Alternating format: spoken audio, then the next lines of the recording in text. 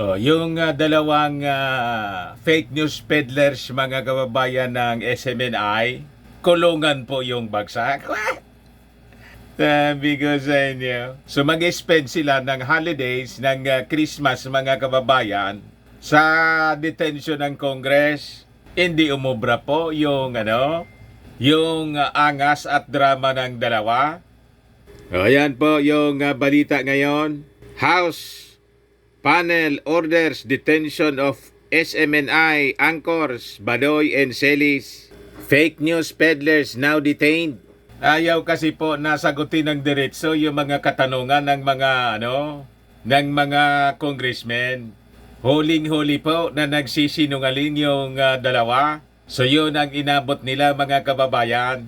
Una si Ka Eric, sunod po itong si Dr. Lorraine Badoy. Lorraine Badoy faces detention after house contempt. Ayan po si Ka Eric. Ngayon, nang inaakay na po si Ka Eric papuntang detention cell ng Congress,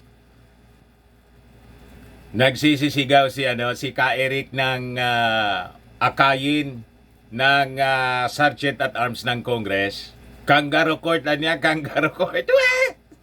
Tinatanong mga kababayan, binigyan pa ng opsyon. Kung hindi mo anya pwedeng ibigay in public, live, dito sa ating House hearing, committee hearing, edi doon anya sa executive session. Sabihin ninyo na anya sa amin kung sino yung source ninyo.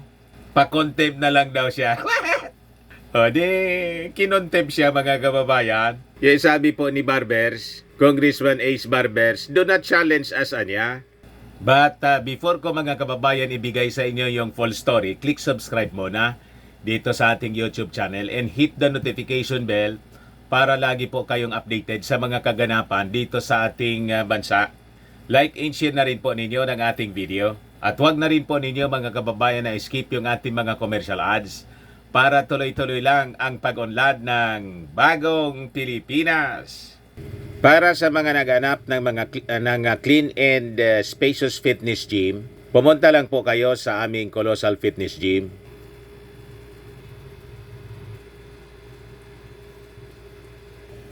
We also offer Grab car rental with our brand new 2023 model ng Toyota Innova. We also accept booking for those who are planning to travel via PAL, Cebu Pacific and other airlines, local and international, and bills payment po for Meralco bills, PLDT, etc. Ang Colossal Fitness Gym is located at 3rd floor Security Bank Building, Landco Business Park, Legazpi City, Albay. For inquiries, look for Gilon Maravillas. Contact number 0966-802-0949.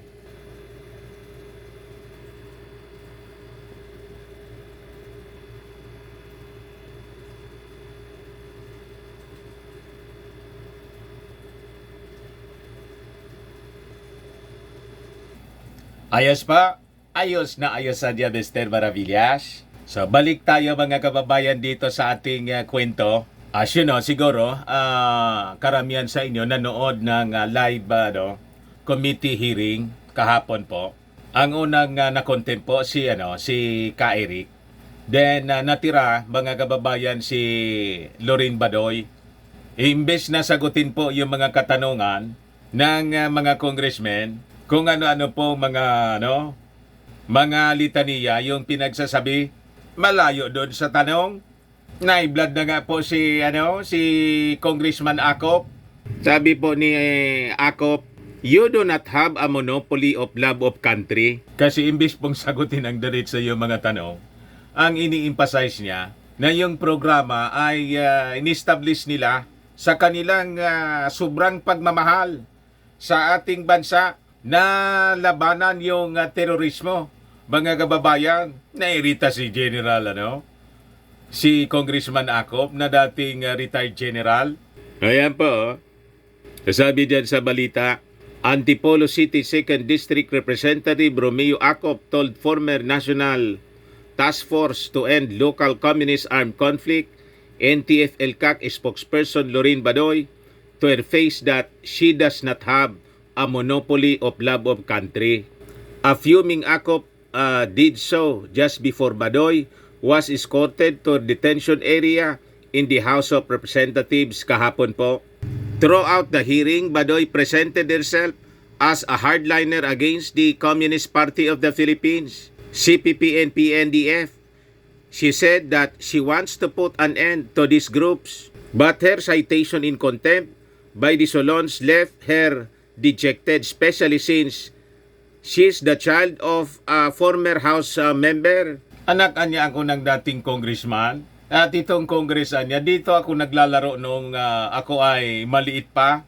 Ano namang relasyon ng pagiging anak niya ng isang congressman noon at paglalaro niya mga kababayan in Congress nung siya ay maliit pa. Doon sa mga katanungan ng mga congressmen na dapat sana direkta niyang sinasagot. Tinatanong siya tungkol sa sponsors. Sino niya yung mga sponsors ng programa ninyo?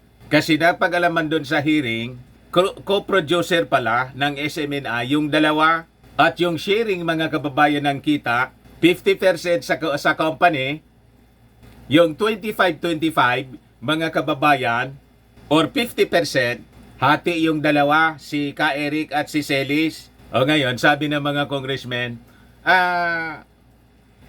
sino-sino anya yung mga sponsors ninyo? Ayaw, nagkabulol-bulol na mga kababayan si Lorraine Badoy. May mga mini-mention niya na mga sponsors po na hindi masyado klarado. Idahalata ng mga congressmen na nagsisinungaling. Tinanong yung abogado ng SMNI kung may sponsor. Sabi ng abogado ng SMNI. As of now, wala man. What?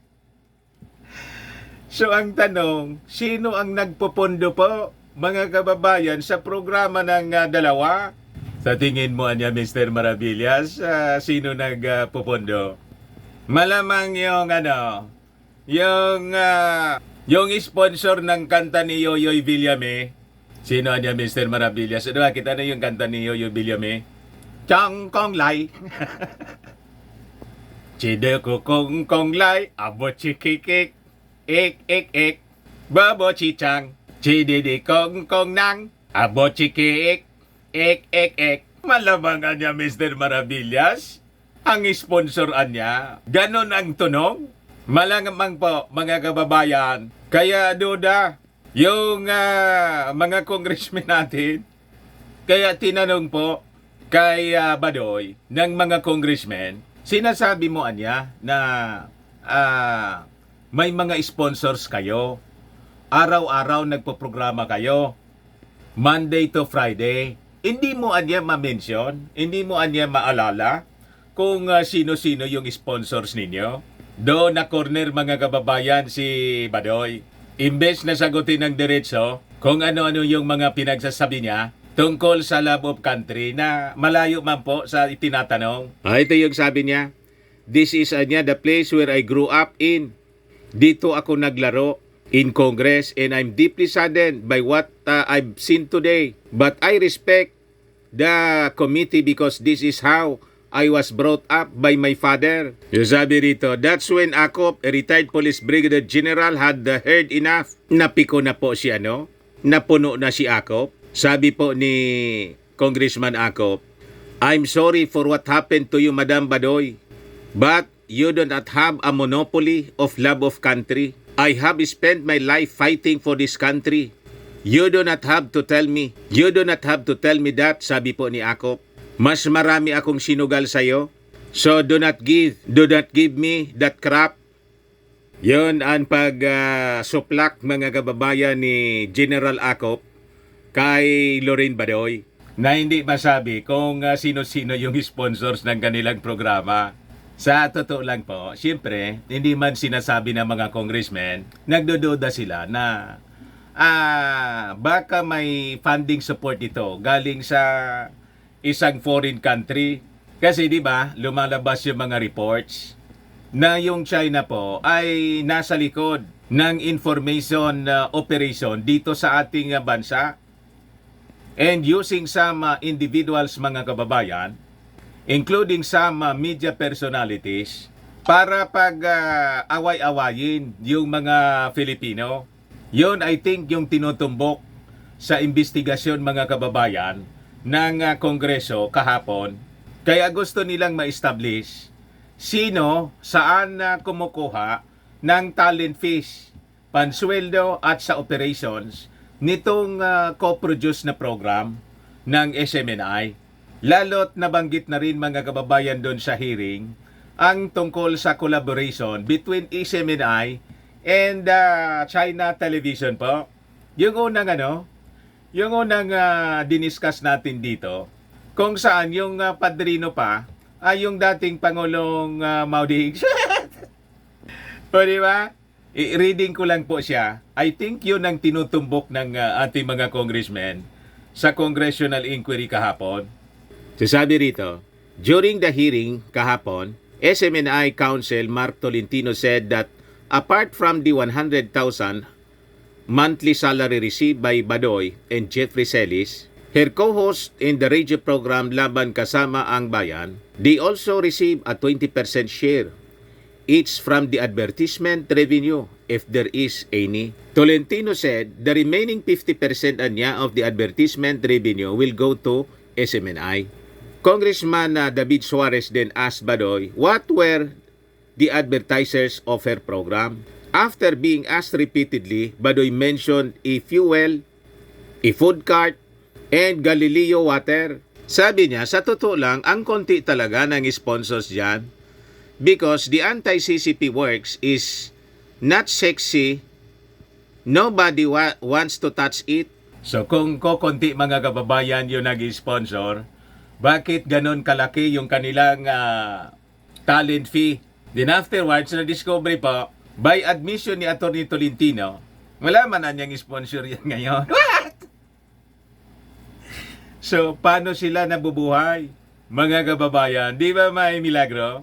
Ay milagro, may misteryo po na nangyayari, mga kababayan. Kaduda-duda kung sino ang nagpi-finance, mga kababayan, sa programa na ang target ngayon, si Martin Romualdez, gibain po.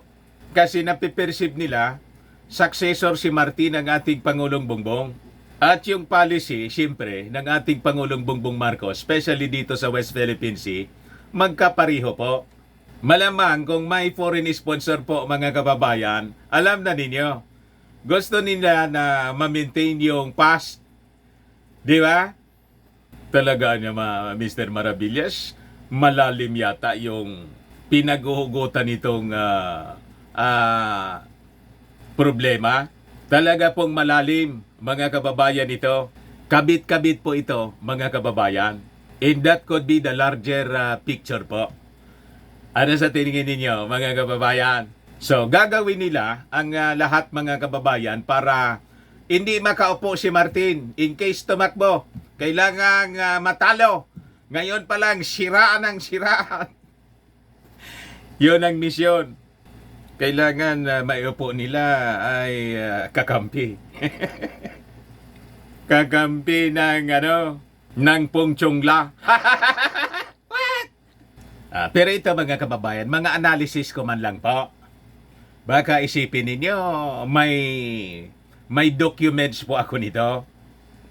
Ang nabasa ko pong documents galing sa Amerika na nagsasabi, yung China, mga kababayan, may mga ginagamit talaga sila in this country. Mamaya ipakita ko po sa inyo. Balikan muna natin itong kwento. So sabi diyan, Committee Chairperson and Parañaque Representative Gus Tambonting expressed concern about Badoy's lack of awareness regarding their advertisers anya. Hindi ba kung kayo ay may revenue, dapat alam niyo kung saan ang source ng revenue para alam ninyo na tama yung 25% na makukuha ninyo, sabi ni Tambonting. Badoy replied, Mr. Chair, I honestly don't care about the money. That's the truth. Tambonting then pointed out that Badoy could have easily remembered their advertisers. Nag-iiwas talaga po. Mas madali matandaan yung kokonti kaysa sa marami. On Suarez questioning, Tolentino said that according to SMNI, the show has no advertisers. Pinahamak mismo ng abogado mga kababayan doon sa committee hearing kahapon. Binasag mismo yung statement ni Badoy na may mga advertiser sila kaya lang kokonti. Silang dalawa magkatabi lang, hindi magkasundo sa kanilang mga statements. Sabi ni Tambonting, ano yung sinabi ni Dr. Badoy na e-fuel food cart? Ano yon? Tolentino replied, it's advertisers not of Laban kasama ang bayan, it's an advertiser of a program prior to the program. Huling-huli po yung pagsisinungaling.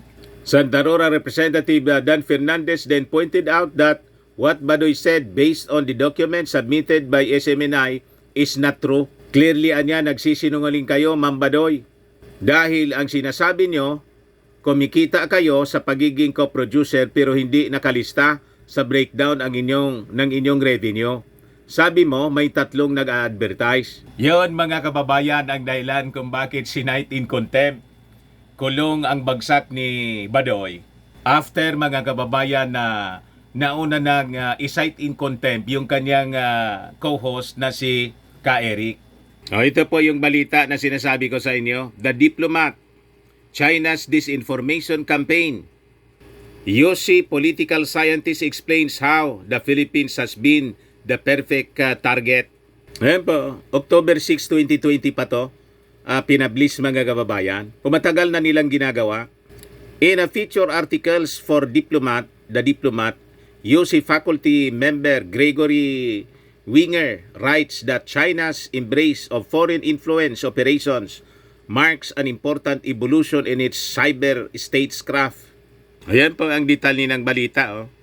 China's disinformation campaign in the Philippines has been the perfect target for Chinese political interference, but it won't be Beijing's last victim. Di ko malaman kung bakit ito yung napili ng the Diplomat po na na picture.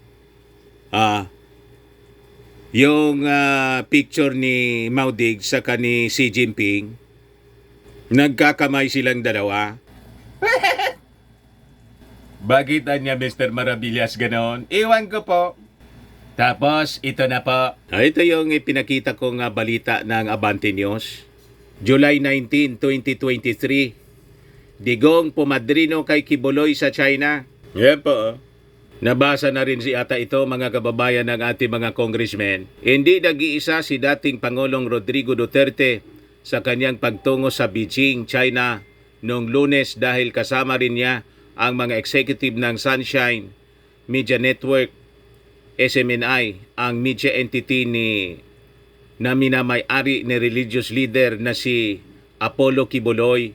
Matatandaang nakaharap ni Duterte si Chinese President Xi Jinping sa Daoyutai State Guest House sa Beijing, kaya marami ang nag-iisip tungkol sa pakay doon ng dating Pangulo ng Pilipinas. Sa isang Facebook post binahagi ng SMNI, ang kanilang executives ay nakipagkita sa kanilang counterpart na state-run China Global Television Network upang pag-usapan ang partnership para sa mas efficienting information dissemination.